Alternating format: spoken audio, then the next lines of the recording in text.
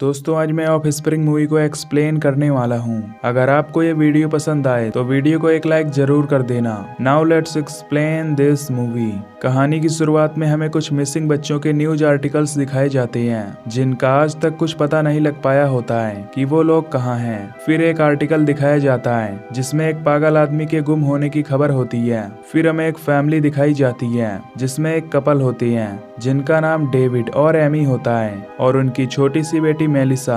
अब डेविड रात को अपना काम कर रहा होता है। फिर वो थोड़ा माइंड फ्रेश करने के लिए घर से बाहर जाता है जहाँ झाड़ियों में वो एक नेकेड लड़की को देखता है जो उसे घूर रही होती है और अचानक से गायब हो जाती है। ये देखकर डेविड अपने घर में चला जाता है। इसके बाद हमें एक औरत दिखाई जाती है जो ड्रंक होकर अपने घर लौटती है। इस औरत का एक छोटा सा बच्चा होता है जिसे वो उसकी बेबी सिटर के साथ छोड़कर पार्टी में गई थी। इसके बाद जब वो घर आती है तो देखती है कि उसके घर में कुछ आदिवासी बच्चे हैं जो उसकी बेबी सिटर के मांस को खा रहे हैं। वो औरत उनसे पूछती है कि उसका बच्चा कहाँ है तो वो उसे उसके बच्चे को दिखाते हैं जिसे उन्होंने एक पन्नी में रखा होता है जो कि अब मर गया होता है। तभी वो सब उस पर अटैक कर देते हैं और उसे मार कर खा जाते हैं। अब जब ये मर्डर की खबर पुलिस को लगती है तो वो जॉर्ज नाम के एक रिटायर्ड पुलिस ऑफिसर के पास जाते हैं और उससे इस केस में हेल्प मांगते हैं। इसके बाद जब जॉर्ज उस मर्डर वाली जगह पर जाता है तो वो बॉडीज देखकर समझ जाता है कि ये काम उन आदिवासियों का ही है क्योंकि उसने पहले भी उन आदिवासियों को मारा था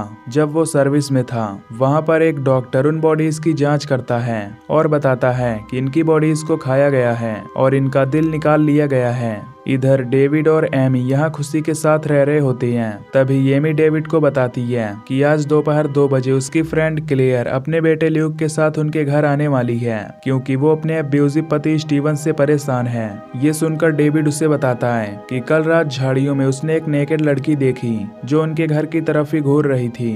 पर एमी उसकी बात पर विश्वास नहीं करती क्योंकि उसे लग रहा था कि डेविड उसे जलाने के लिए ये कह रहा है। इधर जॉर्ज पुलिस के साथ उन आदिवासियों को ढूंढने के लिए निकल जाता है। वो उन्हें बताता है कि ऐसा ही सेम केस 10 साल पहले हुआ था जब वो सर्विस में था और उसके बाद अब ये केस हुआ है, यानी अभी भी वो आदिवासी जिंदा हैं और जंगलों में कहीं छुपे हुए हैं। वो अपने टीम को हर गुफा छानने को कहता है लेकिन उसकी टीम को सारी गुफाएं खाली मिलती हैं और वो आदिवासी उन्हें वहां नहीं मिलते।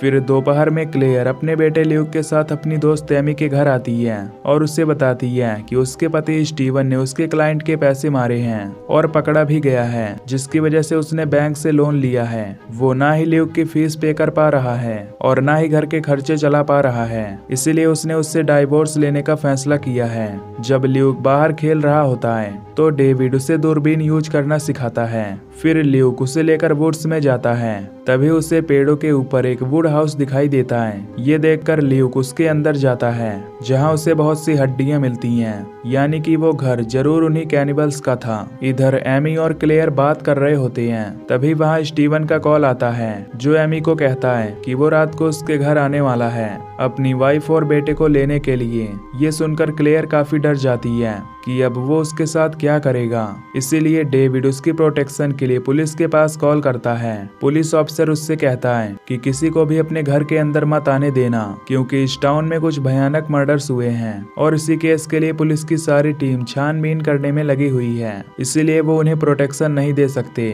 डेविड को ये सुनकर काफी अजीब लगता है। तभी ल्यूक वहाँ पर आ जाता है और कुछ हड्डियों को टेबल पर फेंक कर कहता है कि ये देखो मुझे क्या मिला। इसके बाद हम क्लेयर के पति स्टीवन को देखते हैं जो उसे लेने के लिए अपनी कार से निकल चुका होता है। तभी रास्ते में उससे एक कॉलेज गर्ल लिफ्ट मांगती है तो वो उसे अपनी गाड़ी में बैठा लेता है। वो उस लड़की से बदतमीजी से बात करता है और उसके सामने दारू पीने लगता है। ये देखकर वो लड़की उसे गाड़ी रोकने के लिए कहती है तो स्टीवन उससे कहता है कि अगर वो अपनी बैग बाहर फेंक देगी तो वो गाड़ी रोक देगा। फिर वो लड़की अपना बैग बाहर फेंक देती है। तभी स्टीवन उसे छूता है और गाड़ी रोक देता है और वो लड़की रोते हुए तुरंत गाड़ी से निकलकर चली जाती है, जिससे हमें पता चलता है कि स्टीवन कितना कमीना आदमी था। इसके बाद हमें आदिवासी ग्रुप दिखाया जाता है जो नदी के किनारे गुफा में रह रहा होता है। यहाँ उनके लीडर का नाम होता है द वुमेन और वो सब उसी का कहना मानते थे। उस ग्रुप में 4 बच्चे होते हैं जिसमें वुमेन का पति एक पागल आदमी जो शायद वही है जिसका आर्टिकल हमने शुरू में देखा था और एक टीनेज लड़की साथ ही वुमेन का छोटा सा बच्चा। दरअसल ये सारे बच्चे चुराए गए होते हैं जिन्हें वुमेन और उसके पति ने चुराए होते हैं और उन्हें अपनी ही प्रजाति का बना दिया होता है ताकि वो अपना वंश आगे बढ़ा सके।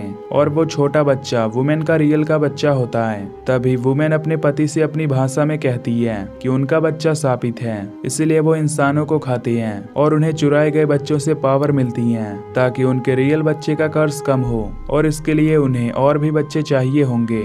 इसके बाद वुमेन उन सभी को हंट के लिए चलने को कहती है। इसके बाद वो ग्रुप डेविड के घर पर हमला कर देता है। वो टीनेज लड़की डेविड का पेट फाड़कर उसकी अतड़ियां निकाल कर खा जाती है और एमी को वो लोग पकड़ लेते हैं। वुमेन का पति क्लेयर के पीछे पड़ जाता है, जिसके बाद क्लेयर अपने बच्चे को लेकर विंडो से कूद जाती है और वुड्स की तरफ भाग जाती है। फिर जब उसका पति ये बात वुमेन को बताता है तो वुमेन उन सभी को वुड्स में जाकर उन्हें ढूंढने के लिए कहती है। तभी स्टीवन भी वहां आ जाता है और वो सब स्टीवन पर हमला कर देते हैं, लेकिन स्टीवन अपनी गाड़ी स्टार्ट करके वहां से भाग जाता है। तभी रास्ते में उसे पुलिस मिलती है तो स्टीवन उनसे सब कुछ बताता है। जॉर्ज उससे पूछता है कि वो किसके घर आया था तो वो बताता है कि वो अपनी वाइफ को लेने आया था, लेकिन उसे उसकी फ्रेंड का नाम याद नहीं है।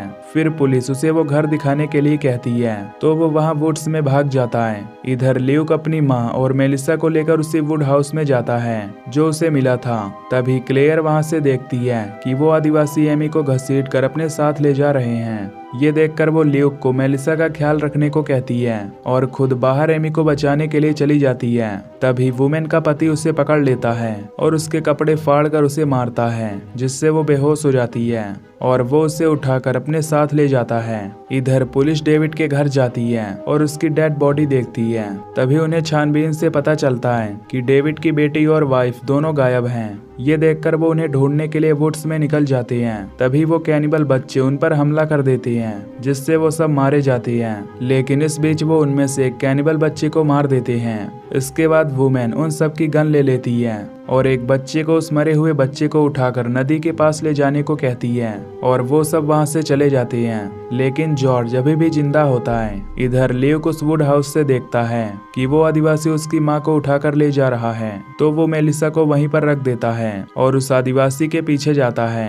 तभी रास्ते में वुमेन को स्टीवन मिलता है। फिर वो उसे जख्मी करके अपने गुफा में ले जाती है।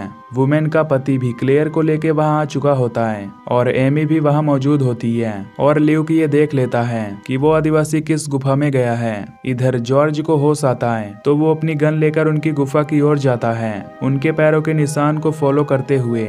तभी नदी किनारे जाने पर उसे कैनिबल बच्चे की लाश मिलती है और तभी दूसरा कैनिबल बच्चा उसे देखकर छुप जाता है। इधर गुफा में उस बच्चे को छोड़कर सभी मौजूद होते हैं। तभी वुमेन उस टीनेज लड़की को गन देती है और उसे उस बच्चे को ढूंढने के लिए कहती है। इसके बाद वो लड़की बाहर उसे ढूंढने जाती है, पर तभी जॉर्ज उसे देखकर उसे शूट कर देता है, जिससे वो मर जाती है। इधर गुफा में वुमेन इंसानी मांस पका रही होती है। तभी क्लेयर स्टीवन को देखकर उसका नाम पुकारती है, जिससे वुमेन समझ जाती है कि जरूर इनका कोई संबंध है। वो स्टीवन से अपनी भाषा में कुछ बोलती है तो स्टीवन समझ जाता है कि वो बच्चे के बारे में पूछ रही है।